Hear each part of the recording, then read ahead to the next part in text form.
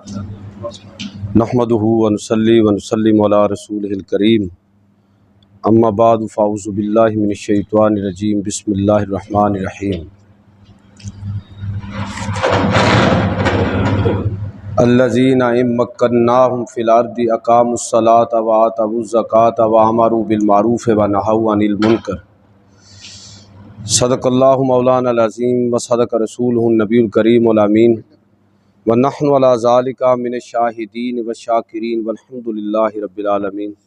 تمام احباب درود پاک پڑھیے۔ الصلاۃ والسلام علیک یا رسول اللہ وعلی آلک واصحابک وسلم یا حبیب اللہ۔ الصلاۃ والسلام علیک یا رسول اللہ وعلی آلک واصحابک وسلم یا حبیب اللہ۔ انتہائی واجب الاحترام سامعین و حاضرین، خواتین و حضرات، اللہ کے فضل اور توفیق سے آج کے خطبہ جمعۃ المبارک میں یہ ہجری سال کا آغاز ہو رہا ہے۔ محرم الحرام کی آج پہلی تاریخ ہے اور عین اسی دن اور تاریخ کو اسلام کے نامور فرزند، عظیم شخصیت، صحابہ کرام میں سے منتخب شخصیت حضرت عمر فاروق رضی اللہ تعالیٰ عنہ، یہ ان کا یوم شہادت ہے اور اس وقت پورے ملک کی جامع مساجد میں زیادہ تر اسی موضوع پر گفتگو ہو رہی ہے۔ میں بھی موقع کی مناسبت سے حضرت عمر فاروق رضی اللہ تعالیٰ عنہ کی سیرت بطور حکمران اس حوالے سے چند باتیں آپ کی خدمت میں عرض کروں گا۔ ان چیزوں کا تذکرہ اس لیے ضروری ہے کہ دین کی حفاظت جب تک ریاست مسلمان نہیں ہوگی، نظام اسلامی نہیں ہوگا، اس وقت تک دین کا تحفظ جو ہے یہ بھی کوئی آسان معاملہ نہیں ہے۔ یعنی اگر مصلی اور ممبر کی حفاظت کرنی ہے تو لازم ہے کہ آپ کا نظام حکومت اور ریاست جو ہے وہ بھی انہی اصولوں پر کھڑی ہو جو اسلام نے پیش کیے۔ اور اس حوالے سے جو شخصیات رول ماڈل ہیں اور جن کو سیرت نبوی صلی اللہ علیہ وسلم کی تکمیلی باب کے ساتھ تشبیہ دی گئی، وہ خلفائے راشدین، آج بالخصوص ان میں سے حضرت عمر فاروق رضی اللہ تعالیٰ عنہ کا تذکرہ مقصود ہے۔ یہ جو آیت مقدسہ میں نے آپ کے سامنے پیش کی ہے کہ الذین ان مکناہم فی الارض اقاموا الصلاۃ وآتوا الزکاۃ وامروا بالمعروف ونہوا عن المنکر، یہ آیت مقدسہ، اس کی تفسیر کے اندر علماء نے لکھا ہے، اہل علم نے لکھا ہے، باہر کا نہیں چلانا، بند کر۔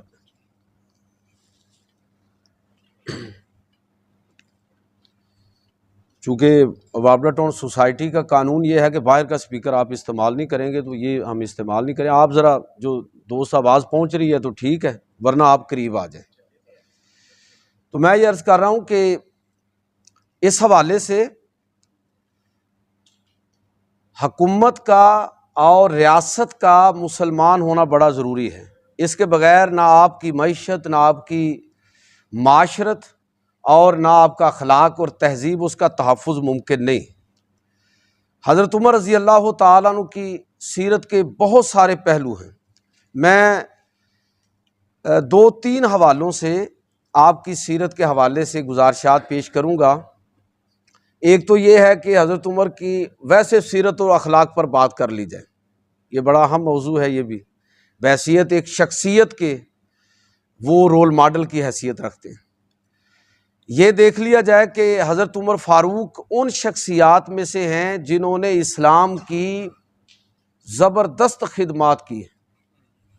یہ پہلو بھی بڑا اہم ہے۔ اور میں آپ کی خدمت میں عرض کروں گا کہ یعنی کتنا ان کی فطرت جو ہے اسلام کے مطابق کیسے راسخ ہو چکی تھی کہ مفسرین لکھتے ہیں کہ لگ بھگ 20 قرآن پاک کی آیات ایسی ہیں کہ حضرت عمر نے کسی معاملے کی خواہش کی، اللہ تعالیٰ نے ان کی خواہش اور ان کی رائے پر قرآن مجید فرقان حمید کا حکم نازل کر دیا۔ اس سے آپ اندازہ کریں کہ اس حوالے سے وہ کتنی بڑی شاندار شخصیت تھے۔ تو بہت سارے پہلوؤں پر بات ہو سکتی ہے، لیکن میں صرف ایک پہلو پر بات کروں گا، اور وہ ہے آپ نے جو نظم ریاست قائم فرمایا، جو نظام حکومت حضرت عمر رضی اللہ تعالیٰ عنہ نے کھڑا کیا، وہ نظام آج اس کا تذکرہ بار بار ہونا چاہیے۔ ضروری تو یہ ہے کہ وہ نظام ریاست واپس آ جائے، لیکن جب تک وہ واپس نہیں آتا تو لوگوں کے دلوں کے اندر کم از کم اس نظام حکومت کا تذکرہ تو موجود ہونا چاہیے۔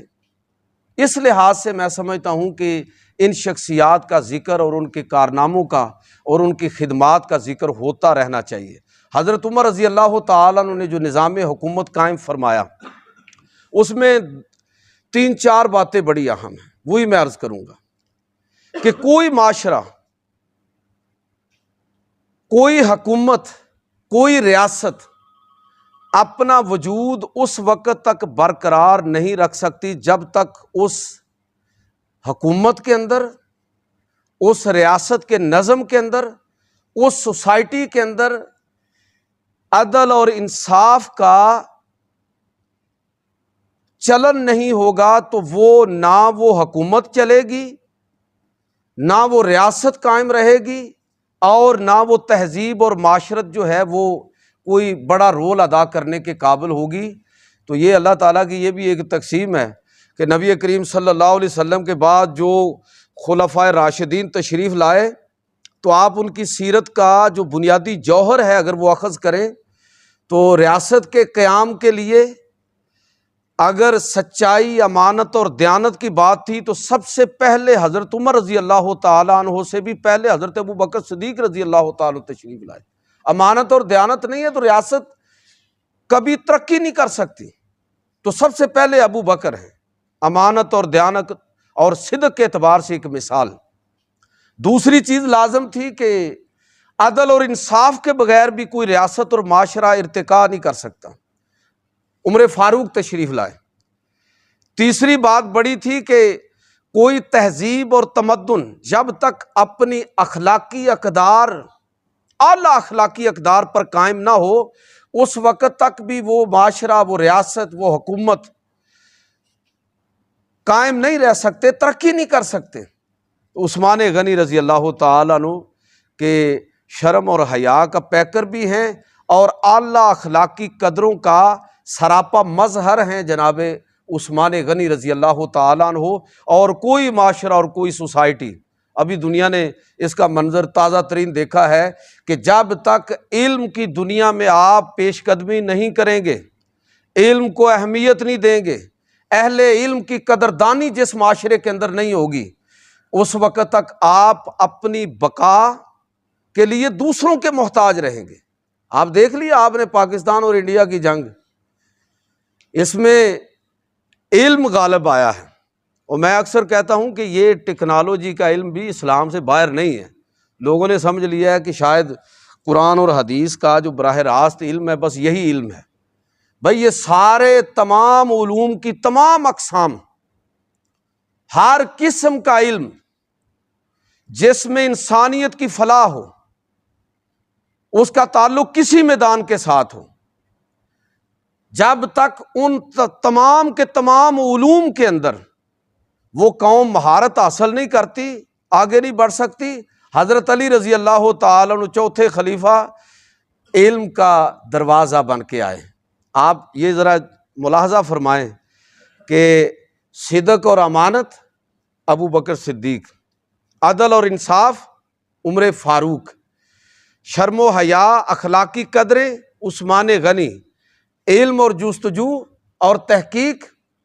اس کا نقطہ کمال جناب علی المرتضیٰ رضی اللہ تعالیٰ عنہ۔ یعنی اسلامی ریاست جس کو اللہ کے پیغمبر صلی اللہ علیہ وسلم نے وجود بخشا ہے، تو یہ کوئی تکا نہیں ہے، یہ کوئی محض اتفاق نہیں ہے۔ اس ریاست کو مضبوط کرنے کے لیے اور قیامت تک اس کو لوگوں کے لیے، آنے والی تہذیبوں کے لیے، آنے والی قوموں کے لیے اس کو رول ماڈل بنانے کے لیے اللہ رب العزت نے ان 4 شخصیات کا خصوصی طور پر اللہ تعالیٰ نے انتخاب فرمایا۔ یہ بات بتائی کہ اگر آگے بڑھنا چاہتے ہو تو یہ 4 اوصاف تمہاری سوسائٹی کا حصہ ہونا چاہیے۔ ان میں سے ایک کی بات میں کر رہا ہوں، جناب عمر فاروق رضی اللہ تعالیٰ عنہ، تو جو نظام حکومت حضرت عمر رضی اللہ تعالیٰ عنہ نے قائم فرمایا، اس میں 3-4 باتیں بڑی اہم ہیں۔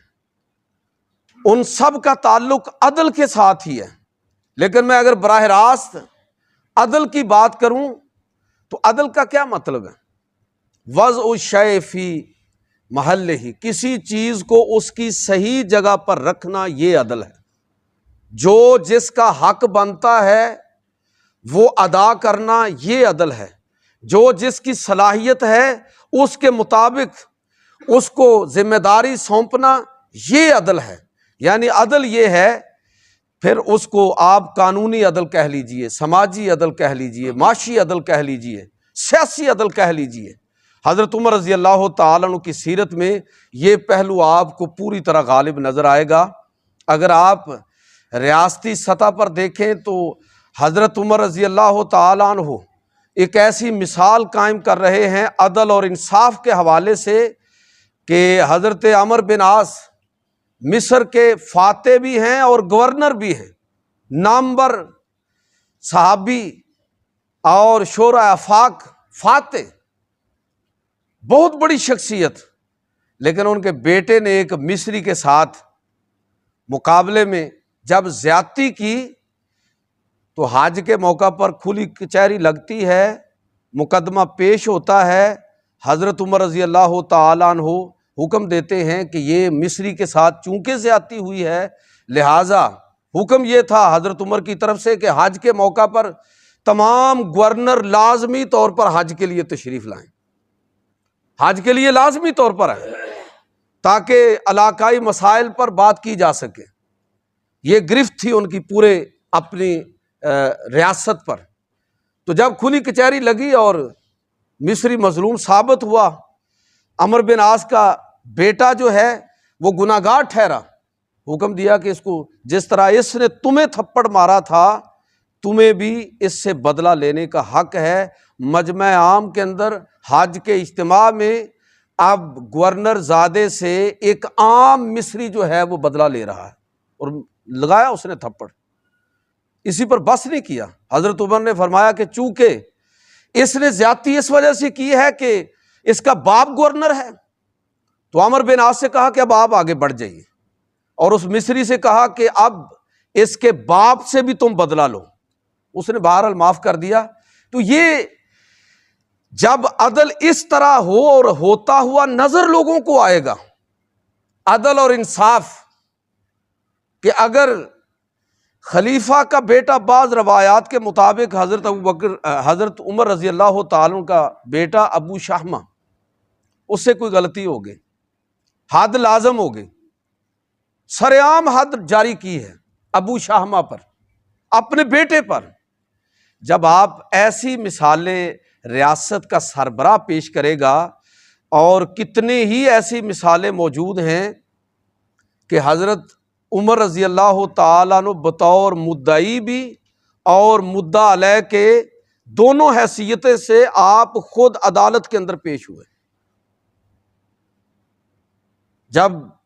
عدالت میں پیش ہوئے اور خلیفہ کے احترام کے اندر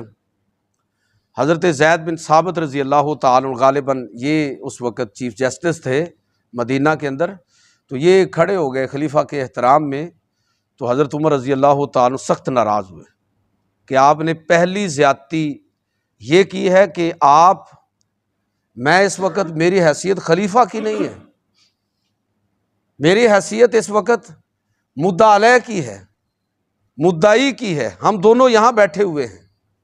تو آپ نے میرے لیے کھڑا ہو کے میرے مد مقابل کے لیے ایک طرح کی یہ زیادتی کی ہے۔ ناراض ہوئے، پھر اپنے دوسرے فریق کے ساتھ برابر میں بیٹھ گئے۔ اب آپ دیکھیے کہ اگر آپ عدل و انصاف کی ایسی مثالیں پیش کریں گے کہ صحیح معنوں میں شیر اور بکری ایک گھاٹ کے اندر پانی پی رہے ہوں، ہر شخص کو یہ یقین ہو کہ اس کو اگر اس کے ساتھ کوئی ظلم اور زیادتی ہوئی تو اس کو اس کا لازمی طور پر بدلہ ملے گا، تو پھر آپ خود دیکھیے کہ کس طرح وہ معاشرہ، وہ ریاست، وہ نظام کس طرح مضبوط ہوتا ہے۔ لوگوں نے چاہا، آپ اندازہ کریں کہ لوگوں نے چاہا کہ جب آپ کو خنجر لگ گیا اور آپ آخری وصیتیں کر رہے تھے، بظاہر بچنے کی امید نہ رہی، تو لوگوں نے چاہا کہ عبداللہ بن عمر جو آپ کے صاحبزادے ہیں، نامور صحابی ہیں اور انتہائی نیک شخصیت، سنت رسول صلی اللہ علیہ وسلم کا ہر لمحہ پاس رکھنے والی شخصیت، جن کے بارے میں صحابہ کرام کی عمومی طور پر رائے بہت اچھی تھی، لوگوں نے خواہش کا اظہار کیا کہ کتنا اچھا ہو اگر آپ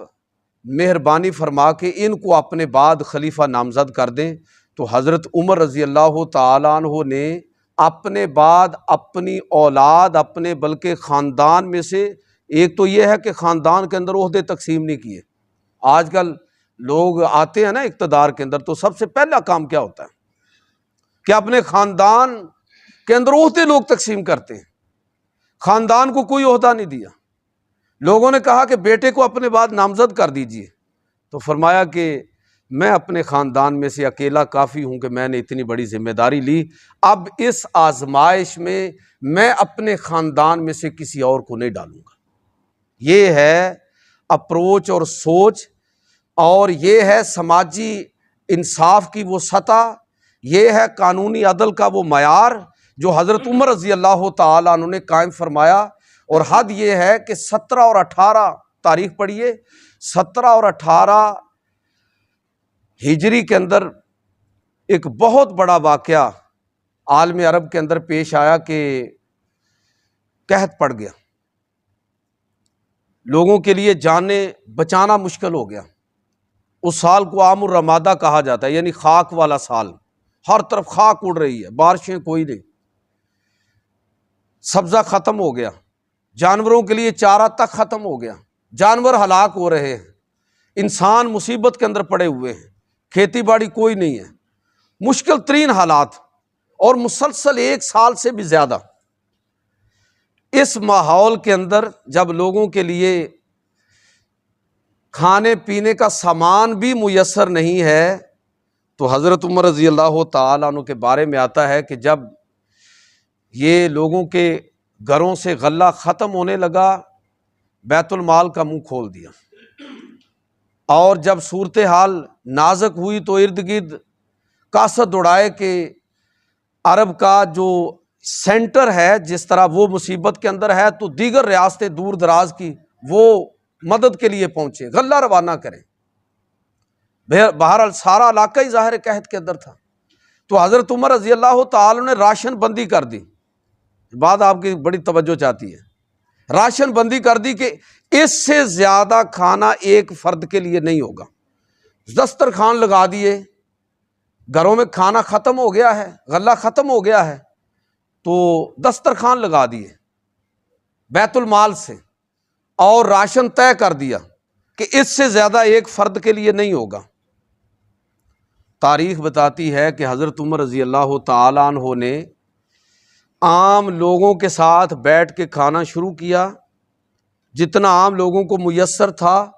اتنا ہی کھانا اپنے لیے، اسی معیار کا کھانا اپنے لیے، اور کوئی اضافی سہولت لینے سے انکار کر دیا۔ نتیجہ اس کا یہ ہوا کہ صحت گر گئی، لوگوں نے دعائیں کرنا شروع کر دیں کہ یا اللہ قحط سے نجات عطا فرما۔ اگر عمر اپنے معاملے میں اسی طرح رہے کہ عام آدمی کی سطح پر انہوں نے اپنے آپ کو کھڑا کر لیا، عام آدمی کے معیار پر اپنے آپ کو لے گئے کہ جو چیز عام آدمی کو میسر ہے میں بھی اسی کا دعوے دار ہوں، اس سے زیادہ نہیں چاہتا، تو لوگوں نے دعائیں کرنا شروع کر دی کہ اگر یہ معاملہ اسی طرح رہا تو کہیں خدا نخواستہ عمر کی اسی قحط کی وجہ سے کہیں موت ہی نہ ہو جائے۔ یہ ہے ہمارے وہ رول ماڈل شخصیات،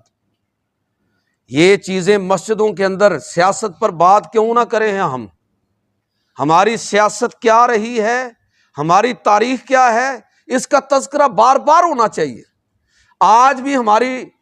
توقع یہی ہے کہ ہم اپنی سوسائٹی کو عام آدمی کی سطح سے لے کر ریاست اور اعلیٰ عہدیداروں تک اسی معیار پر لے کر آئیں۔ یہ کس طرح کا عدل و انصاف ہے کہ لوگوں کو پتہ ہے کہ کوئی انصاف نہیں ملنا، ہم نے انصاف خریدنا ہے، خریدنا ہے۔ کیا ایسا معاشرہ قائم رہے گا؟ کیا ایسا معاشرہ امن اور سکون والا ہوگا؟ کیا ایسے معاشرے کے اندر ممکن ہے کہ لوگ ایک اطمینان والی زندگی گزاریں کہ جہاں عدالتیں بکتی ہوں، انصاف لوگ خریدتے ہوں؟ اگر ایسا معاشرہ ہوگا تو میرے بھائیوں، یہ معاشرہ، یہ عدالتی نظام جس میں آپ کے، میں اکثر مثال دیتا ہوں کہ گجرانوالہ میں وہ ایک خاتون ذل ہما عثمان جو ہے وہ قتل ہوئی تھی ادھر سیٹلائٹ ہوم میں، اللہ کے فضل سے 6 سال ثابت کرنے میں لگ گئے کہ اس نے قتل کیا، حالانکہ وہ رنگے ہاتھوں پکڑا گیا تھا، ادھر ہی پکڑا گیا، ساتھ ہی ویپن بھی ساتھ ہی ہے، سب کچھ ہے۔ 6 سال صرف ثابت ہونے میں لگ گئے، 8 سال بعد جا کے سزائے موت ہوئی، اور وہ بھی اپیلوں میں شروع ہو گیا کام۔ یہ کون سی عدالتی نظام ہے؟ یہ وہ لعنتی عدالتی نظام ہے جس کو بدلنے کی ضرورت ہے۔ یہ وہ نظام ہے جس کو تبدیل کرنے کی، کون تبدیل کرے گا اس کو؟ لوگوں کے اندر اس کا شعور آئے گا، لوگوں کے اندر اجتماعیت آئے گی، لوگ معاشرے کے مسائل کو ہر بندہ اپنا مسئلہ سمجھے گا۔ یورپین معاشرے ہم سے آگے کیوں نکل گئے ہیں؟ اس لیے کہ لوگوں کے اندر ایک اجتماعی شعور ہے، لوگوں کے اندر میرا مسئلہ حل ہو گیا لہذا پورا پاکستان ٹھیک ہو گیا، میرا ذاتی مسئلہ حل ہو گیا بس بات ختم ہو گئی۔ یہ اپروچ ہماری ہے۔ جو معاشرے زندہ معاشرے ہوتے ہیں وہ یہ نہیں دیکھتے کہ میرا مسئلہ کیا ہے، وہ دیکھتے ہیں کہ سوسائٹی کا مسئلہ کیا ہے، ہمارے معاشرے کا مسئلہ کیا ہے۔ اور ساتھ جب سول سوسائٹی مضبوط ہوتی ہے، اور حضرت عمر رضی اللہ تعالیٰ عنہ نے سول سوسائٹی کو مضبوط کیا کہ ایک عام آدمی بھی کھڑا ہو کے سوال کر رہا ہے کہ یہ کرتا کہاں سے آیا ہے، ایک عام آدمی بھی، خاتون کھڑی ہو کے کہہ رہی ہے کہ یہ حق میں آپ اس کی مقدار طے نہیں کر سکتے۔ یہ سول سوسائٹی جب تک باشعور نہیں ہوگی، طاقتور اور مضبوط نہیں ہوگی، جب تک اس کو ایجوکیٹ نہیں کیا جائے گا۔ آپ کو پتہ ہے کہ ابھی بجٹ میں اللہ کے فضل سے جو ریاست ہیلتھ اور ایجوکیشن پر صرف نہیں کرتی، وہ کوئی ریاست نہیں ہے، وہ کوئی حق نہیں رکھتی۔ حضرت عمر رضی اللہ تعالیٰ عنہ کے دور کے اندر آپ دیکھیں کہ فری ایجوکیشن کا تصور حضرت عمر رضی اللہ تعالیٰ عنہ نے دیا کہ لوگوں کو روانہ فرما رہے ہیں۔ حضرت عبداللہ ابن مسعود جیسے شخص کو کوفہ کی طرف بھیجا، انہوں نے پہلے خطبے میں یہ اعلان کیا کہ باسانی عمر علیکم لیعلمکم کتاب اللہ و سنت نبیہ، مجھے عمر نے تمہاری طرف بھیجا ہے تاکہ میں تمہیں اللہ کی کتاب اور اس کے نبی کی سنت سکھاؤں۔ تو یہ حضرت عمر رضی اللہ تعالیٰ نے ہر شخص پر لازم کیا کہ کم از کم وہ قرآن پاک کی 5 سورتوں کے مضامین پر پوری طرح حاوی ہو، سورۃ البقرہ، سورۃ المائدہ، سورۃ الحج، سورہ نور، سورہ النساء، کہ ہر شخص کے پاس، اور پھر امتحان لینے پر ایک شخص کو متعین کیا کہ چیک کرو لوگوں کے پاس ان صورتوں کا علم ہے۔ میں کہتا ہوں کہ اگر آپ اور میں ان 5 صورتوں کا علم حاصل کر لینا، یقین کریں نہ کوئی پیر ہمیں گمراہ کر سکے گا اور نہ ہی کوئی مولوی ہمیں گمراہ کر سکے گا۔ ہم بحیثیت قوم خود جاہل ہیں، بنیادی ضروریات دین کا علم ہمارے پاس نہیں ہے، اس لیے کوئی ہمیں اس طرف گمراہ کر رہا ہے، کوئی دوسری طرف گمراہ کر رہا ہے۔ تو حضرت عمر رضی اللہ تعالیٰ عنہ ایک ایسی ریاست قائم فرمائی کہ جس کے اندر عدل اور انصاف کا بول بالا ہے۔ اور پھر دوسری بہت بڑی چیز جس کا میں خصوصی طور پر ذکر کروں گا، وہ ہے سوشل ویلفیئر اسٹیٹ کا تصور، یعنی آپ کہہ لیجئے کہ ایسی ریاست جس میں عوام کے مسائل کو ایڈریس کیا گیا ہو۔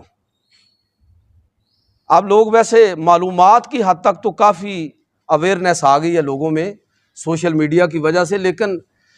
عملی تحریک کوئی نہیں ہے۔ اب لوگ یہ سوال کرنے لگے ہیں کہ کیا وجہ ہے، یعنی آئی ایم ایف کو یہ اعتراض نہیں ہے کہ ججز کی 11 لاکھ ریٹائرمنٹ کے بعد الاؤنسز اور 2,000 یہ کہہ لیجئے کہ جو ان کے بجلی کے بل ہیں، جو ان کے یوٹیلیٹی کے جتنے بلز ہیں، وہ کس طرح جو ہیں ان کے لیے سب کچھ اسی طرح فری ہے۔ آئی ایم ایف کو اس پر کوئی اعتراض نہیں۔ جرنیلوں کی جو ریٹائرمنٹ کے بعد جو مراعات ہیں اس پر کوئی اعتراض نہیں ہے۔ یہ ہمارے جو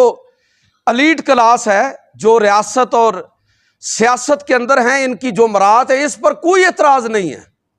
اعتراض ہے تو غریب آدمی کے، جی یہ آپ بجلی کا ریٹ جو ہے وہ اس سے کم نہیں کر سکتے، پٹرول اس سے نیچے نہیں لے کے آ سکتے، اور فلاں چیزیں جو کھانے پینے کی چیزیں عام لوگوں کی ضروریات ہیں اس پر آپ اس سے نیچے نہیں جا سکتے۔ ایک گولف کلب کا جو خرچہ ہے اور جتنا ایریا گھیرا ہوا ہے لاہور، اسلام آباد اور ان شہروں کے اندر، 5-5 ہزار روپیہ قومی خزانے میں جمع ہو رہا ہے، اور سینکڑوں ایکڑ رقبہ جو ہے ان لوگوں کی عیاشی، 17 ارب ڈالر سے زیادہ کا خرچہ ہماری جو اس وقت حکومتی کلاس ہے، اس سے زیادہ خرچہ تعیشات پر ہو رہا ہے، اور ہم 1 ارب ڈالر کے لیے رو رہے ہوتے ہیں۔ تو یہ لوگ، اب لوگوں کو سوال کرنا چاہیے، یہ آئی ایم ایف کا صرف بہانہ ہے۔ آئی ایم ایف کو لوگوں سے کوئی غرض نہیں، اور حکومت کو بھی لوگوں سے کوئی غرض نہیں۔ ملازم طبقہ رو رہا ہے، پینشن رو رہے ہیں پینشن لینے والے، لیکن یہ کس طرح کا نظام حکومت ہے؟ میں عرض یہ کرنا چاہتا ہوں کہ اس طرف توجہ کی ضرورت۔ سوشل ویلفیئر اسٹیٹ کا تصور حضرت عمر رضی اللہ تعالیٰ نے دیا کہ اگر ریاست لوگوں کی ضروریات پوری نہیں کر رہی تو زکوٰۃ معاف ہے، اگر ریاست لوگوں کی ضروریات پوری نہیں کر رہی تو جزیہ نہیں لیا جائے گا، اگر ریاست لوگوں کی ضروریات کو پورا نہیں کر رہی تو اس کو کسی بھی طرح کی مراعات نہ لینے کا حق ہے، نہ لوگوں پر کوئی ٹیکس عائد کرنے کا حق ہے۔ بلکہ حضرت عمر رضی اللہ تعالیٰ کا جو ویلفیئر کا تصور ہے وہ ذرا دیکھیے کہ انسانی تاریخ کے اندر، پوری ذمہ داری کے ساتھ میں یہ بات کر رہا ہوں کہ انسانی تاریخ کے اندر کسی بھی ریاست میں پہلی دفعہ پیدا ہونے والے بچے کے لیے، اس کی ماں کے لیے جو الاؤنس ہے، یہ حضرت عمر رضی اللہ تعالیٰ عنہ نے یہ اس کا اجرا فرمایا کہ ہاں بچہ جو پیدا ہوا ہے اس کی ضروریات اور اس کی ماں کی ضروریات یہ ریاست پورا کرے گی۔ سوشل ویلفیئر کا جو کانسیپٹ حضرت عمر رضی اللہ تعالیٰ نے دیا، وہ لوگوں کی خدمات نہیں، بڑا یہ گہرا جملہ ہے، اگر آپ اس پر ذرا توجہ کیجئے گا، لوگوں کی خدمات پر نہیں، ریاست لوگوں کو ان کی ضروریات کے مطابق اکاموڈیٹ کرنے کی پابند ہے۔ یہ کیا بڑا تماشا لگا ہوا ہے جی، فلاں جو ہے یہ چونکہ چیف جسٹس رہا ہے، سپریم کورٹ اور ہائی کورٹ کا جج رہا ہے، جنرل اور کرنل رہا ہے، فلاں فلاں بڑے عہدے سے ریٹائر ہوا ہے، یہ خدمات ہیں اس کی۔ بھائی خدمات پر نہیں، ضروریات پر، عام غریب آدمی کی ضروریات اور بڑے سے بڑے آدمی کی ضروریات ایک ہی ہے۔ حضرت ابوبکر صدیق، حضرت عمر فاروق اور خلفائے راشدین نے یہ اصول طے کیا کہ ریاست لوگوں کی مدد کرے گی، ان کی خدمات کو بنیاد نہیں بنایا جائے گا بلکہ ان کی ضروریات کو بنیاد بنایا جائے گا۔ ان کی ضروریات کے مطابق ان کی ریاست ان کی خدمت کرے گی، ان کے لیے وظائف مقرر کرے گی، صرف ان کی خدمات کو۔ اب یہ سارا تماشا جو لگا ہوا ہے تو یہ آپ دیکھ لیں کہ سارا خدمات پر ہے، جو پہلے ہی یہ تھوڑی خدمت ہے کہ آپ نے ایک آدمی کو، معاشرے نے ایک آدمی کو ایک سٹیٹس دے دیا اور اس نے زندگی میں وہ سٹیٹس انجوائے کیا ہے، یہ کافی ہے، یہ بھی معاشرے کی دین ہے۔ میں اگر ادھر سے اٹھ کے ادھر بیٹھا ہوا ہوں تو یہ آپ کی دین ہے کہ میں ادھر بیٹھا ہوا ہوں۔ کیا یہ عزت اور احترام جو آپ مجھے دے رہے ہیں کیا یہ کافی نہیں ہے؟ کیا اس کے لیے اب الگ سے پورا ایک نظام وضع کرنے کی ضرورت ہے؟ کیا اس سے لوگوں کے وسائل پر قبضہ کرنا بھی اب ضروری ہو گیا ہے؟ اللہ تعالیٰ ہمیں معاف فرمائے، یہ جو نظام ہم لوگ لے کے چل رہے ہیں یہ نری تباہی کا نظام ہے۔ اب لوگ دیکھ رہے ہیں کہ فلاں ملک کا وزیر اعظم فارغ ہوا اور سائیکل پر جا رہا ہے واپس، اب لوگ چیزیں یہ دیکھ رہے ہیں۔ میں حضرت عمر کی مثالیں آپ کو سناتا ہوں، یہ ہمارا نظام تھا۔ حضرت عمر رضی اللہ تعالی عنہ خلیفہ بنے، اصول بنا دیا کہ جو بھی گورنر ہوگا پہلے اپنے اثاثے ڈکلیئر کرے گا، لکھ لیا جاتا کہ اس کے اثاثے کیا ہیں، اور پھر جو لکھا جاتا اس کے مطابق یہ لازم ہوتا کہ جب وہ اس گورنری کے عہدے سے معزول ہوگا، ہٹایا جائے گا یا چھوڑ دے گا، جو بھی شکل ہوگی، اب اس کے اثاثوں کو دوبارہ سے دیکھا جائے گا۔ اب اس کے اثاثے کیا ہیں، میں آپ کو باقاعدہ حوالے کے ساتھ، ایام خلافت راشدہ، یہ انڈیا سے کتاب چھپی ہے، اس میں بعض واقعات بڑی تفصیل کے ساتھ بیان ہوئے کہ حضرت عمر رضی اللہ تعالیٰ عنہ نے ایک تو یہ نظام جو اکاؤنٹیبلٹی بیورو جس اب ہم نے بھی بنایا ہوا ہے، لیکن ایک نظام احتساب حضرت عمر نے قائم کیا ہوا تھا۔ محمد بن مسلمہ رضی اللہ تعالیٰ عنہ ان کو وفاقی محتسب بنایا، وہ ہر وقت گھومتے پھرتے رہتے تھے، اور جو لوگ حکومتی نظم کا حصہ تھے ان کے اثاثوں کو باقاعدہ جانچتے تھے۔ آپ نام سنیں گے تو آپ حیران ہو جائیں گے کیسے کیسے لوگوں پر باقاعدہ یہ شکنجہ کسا گیا کہ حضرت عمر رضی اللہ تعالیٰ عنہ اگر کسی کے اثاثے تھوڑے سے بڑے ہیں تو فوری طور پر نظام احتساب جو ہے وہ حرکت کے اندر آیا ہے، اور جو زائد مال حضرت عمر بن عاص، حضرت سعد بن ابی وقاص، حضرت ابو ہریرہ اور کتنے ہی اور حضرت سعد بن ابی وقاص رضی اللہ تعالیٰ عنہ، کتنے نامور صحابہ ہیں۔ حضرت ابو ہریرہ رضی اللہ تعالیٰ درویش آدمی تھے، کوفہ کے گورنر بنائے گئے، تو جو لوگوں کو وظائف ملتے تھے، اتنا وظیفہ یا تنخواہ جو بھی آپ کہہ لیجئے، وہ ان کو ملتا تھا، تھوڑا بچا کے رکھا، انویسٹ کر دیا، گھوڑے خرید لیے، نسل میں اللہ نے برکت عطا فرمائی تو کافی امیر ہو گئے۔ جب گورنری چھوڑ کر واپس آئے، اچھا حضرت عمر نے یہ حکم دیا ہوا تھا کہ جو گورنر بھی اپنے علاقے سے واپس مدینہ میں آئے تو دن کی روشنی کے اندر داخل ہو، رات کے وقت شہر کے اندر داخل نہ ہو، تاکہ لوگ دیکھ لیں کہ کیا لے کے آ رہا ہے۔ اور پھر حضرت عمر رضی اللہ تعالیٰ نے حضرت ابو ہریرہ کا احتساب فرمایا کہ یہ اتنا مال تمہارے پاس کیسے آ گیا؟ حساب کتاب کیا، جتنا پہلے تھا اتنا چھوڑ کے باقی حکم دیا کہ یہ بیت المال کے اندر جمع کروایا جائے۔ حضرت ابو ہریرہ ناراض ہوئے تو حضرت عمر رضی اللہ تعالیٰ کے ہاتھ میں درہ تھا، حضرت ابو ہریرہ پر درہ برسا دیا کہ تمہاری یہ جرت کے آگے سے یہ بات کرو۔ پھر وہ پکڑ کے سارا مال بیت المال کے اندر داخل کیا، اور دوبارہ کسی علاقے کی طرف کہا کہ اب فلاں علاقے کے اندر تم گورنر بن کے جاؤ گے۔ تو حضرت ابو ہریرہ کہنے لگے کہ ایسی گورنری ہمیں نہیں چاہیے، کہ نہ کوئی کرپشن کیا ہے نہ کچھ کیا ہے، اگر میں نے کوئی کاروبار تھوڑا سا کر لیا اس میں کوئی مال بڑھ گیا ہے تو آپ کے نظام حکومت میں تو میری عزت ہی دو پر لگ گئی ہے۔ پھر انہوں نے گورنری قبول نہیں کی۔ آپ اندازہ کریں کہ یہی معاملہ سعد بن ابی وقاص، یہ چائنا کے اندر جن کی قبر ہے، ان کے ساتھ بھی یہی کیا کہ مال تھوڑا بڑا، جتنا تھا اس سے زائد بیت المال۔ عمر بن عاص کے ساتھ بھی یہی کیا۔ کتنے گورنر تھے جو ہر وقت لرزہ بر اندام رہتے تھے، حکم یہ تھا کوئی پروٹوکول نہیں ہوگا، یا آپ آج ان لوگوں کے مراعات ختم کر دیں۔ اور میں کہتا ہوں کہ آج کی جدید دنیا کے اندر جو نظام حکومت چل رہا ہے اس کے مطابق ان کی مراعات کر دیں، یہ سارے بھاگ جائیں گے۔ پورا عالم اسلام اس وقت جس طرح کے عذاب کے اندر مبتلا ہے، جس طرح کی مصیبت کے اندر مبتلا ہے، عالم عرب میں جتنے حکمران ہیں سارے مغرب کے ٹوٹ ہیں، سارے بکے ہوئے لوگ ہیں، کوئی عوام کا ان کو اعتماد حاصل نہیں ہے۔ پورے عالم اسلام میں پاکستان اور ترکی اور تھوڑا بہت کوئی ایک آدھ ملک اور بھی آپ شمار کر لیں جہاں پر جمہوریت ہے، لیکن یہ کس طرح کی جمہوریت ہے؟ کنٹرولڈ جمہوریت، جمہوریت کے نام پر دبا ہے۔ اسلامی نظام تو چھوڑ دیں، بڑی دور کی بات ہے۔